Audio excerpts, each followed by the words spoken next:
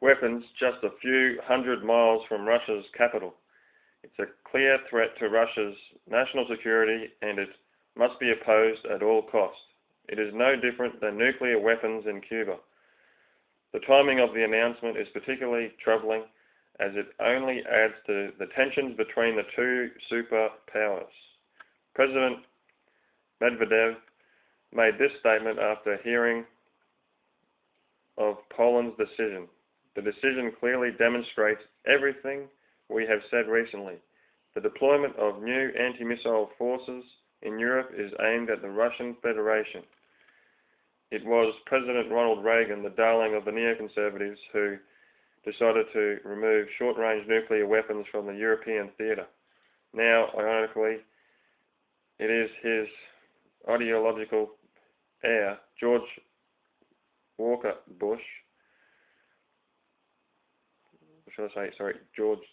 Bush, who is on track to restart the Cold War by putting a high-tech nuclear system on Russia's perimeter.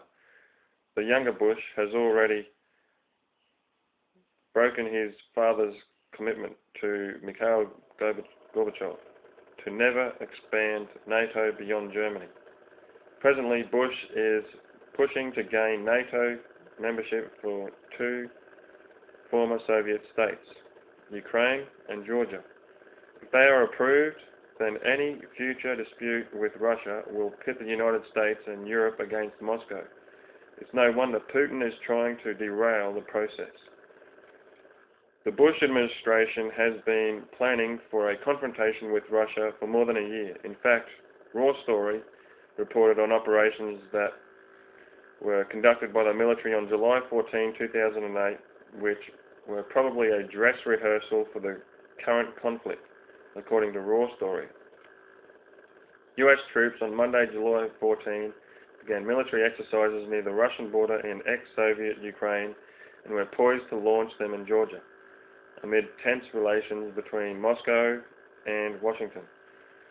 A ceremony inaugurating the Sea Breeze 2008 NATO exercise was held off Ukraine's Black Sea coast against anti-NATO protests and a hostile reaction from officials in Russia.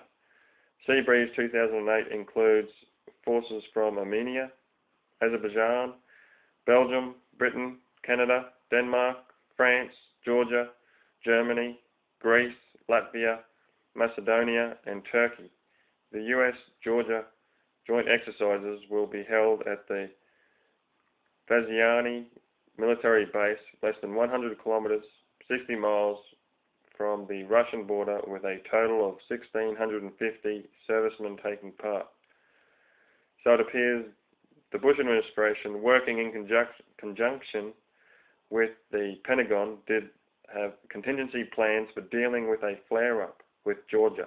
The real question is whether or not they plan to initiate those hostilities to advance their own regional agenda. No one knows for sure. Now that Georgia's American-trained army has been humiliated in front of the world, Bush is trying desperately to save face by demanding that Russia allow the US Air Force to deliver humanitarian aid via C-17 military aircraft to the tens of thousands of Georgians who were displaced in the fighting. It is worth noting that, as yet, Bush has never delivered as much as a bag of rice to the 2 million Iraqi refugees living in Jordan and Syria due to his war in Iraq. Bush's magnanimity is not only suspect, it also creates real problems for Putin, who will have to decide whether the offer is sincere or just a ploy to open up the ports and airfields so that more weaponry and ordnance can be delivered. As Barry Gray suggests in his article, Bush dispatches US military forces to Georgia.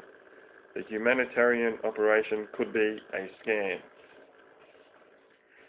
This is a formula for an injection of US military and naval forces into Georgia of